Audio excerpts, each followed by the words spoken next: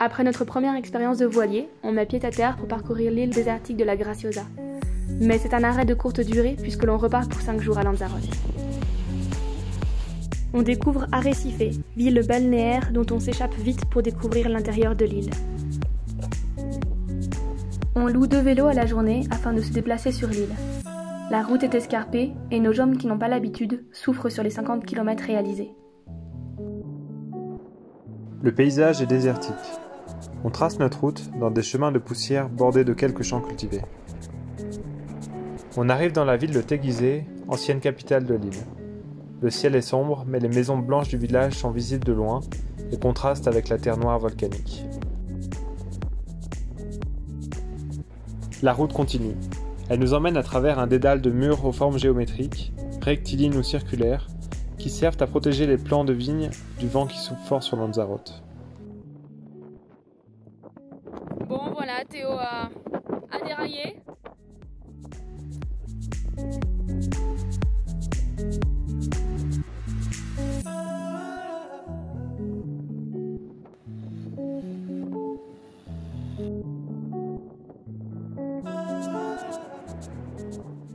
On part pour Grande Canaria, 5 heures de ferry. La mer est calme et on a une belle vue sur l'île de Fuerteventura.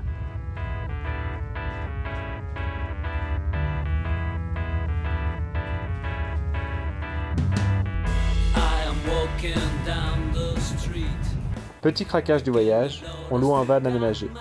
On le nommera Juan en l'honneur d'un superconducteur qu'on avait rencontré en Andalousie. On passe notre première nuit face à une mer complètement déchaînée. Un petit chat vient nous rendre visite et on a du mal à le déloger.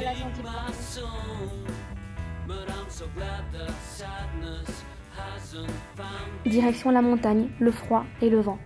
On monte à 1800 mètres d'altitude, mais on adore, les paysages sont magnifiques. Et puis on commence à prendre nos marques et nos petites habitudes de campeur.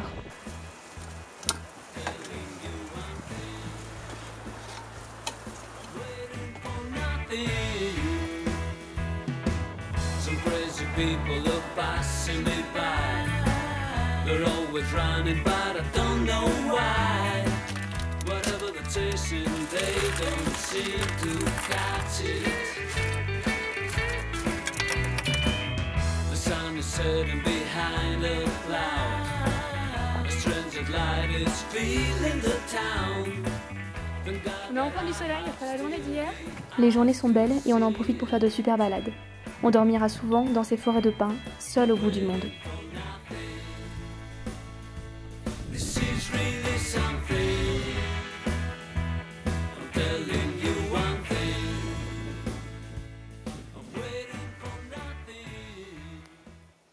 Qu'est-ce qu'on mange?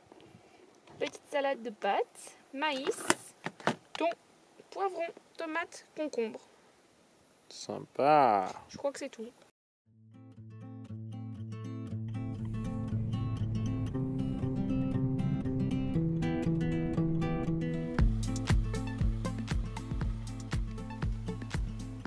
Oui, on a dit qu'il ne fallait pas toucher tous les animaux. Il y a un petit chat au bord de la route. Entre les villages typiques aux couleurs blanches et les paysages dignes du Grand Canyon, on tombe amoureux de cette région. Alors qu'on était en train de chercher un endroit où dormir, on tombe nez à nez avec les animaux du coin qui nous réservent un bel accueil. Tu veux une carotte? J'ai pas de carotte.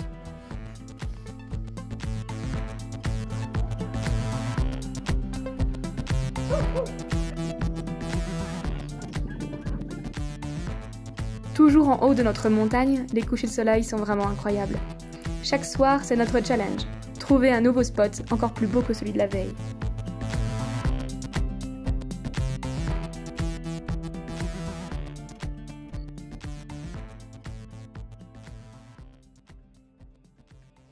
On continue la découverte de l'île en allant plus au sud. C'est très sec et désertique. Il est difficile de trouver un endroit à l'abri des regards pour se poser et passer la nuit.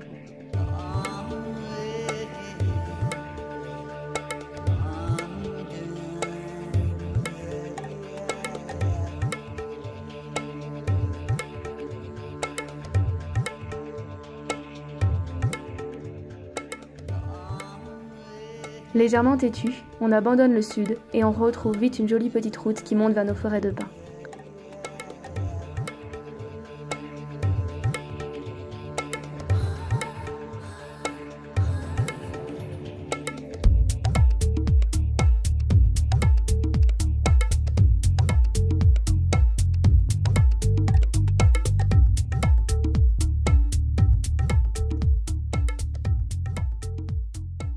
La lumière de notre dernier coucher de soleil embrase les villages et la vallée. On est complètement seul sur cette route perdue.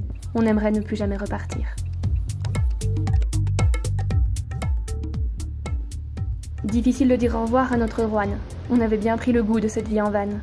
Mais on reprend la mer, et cette fois-ci, direction le Cap-Vert.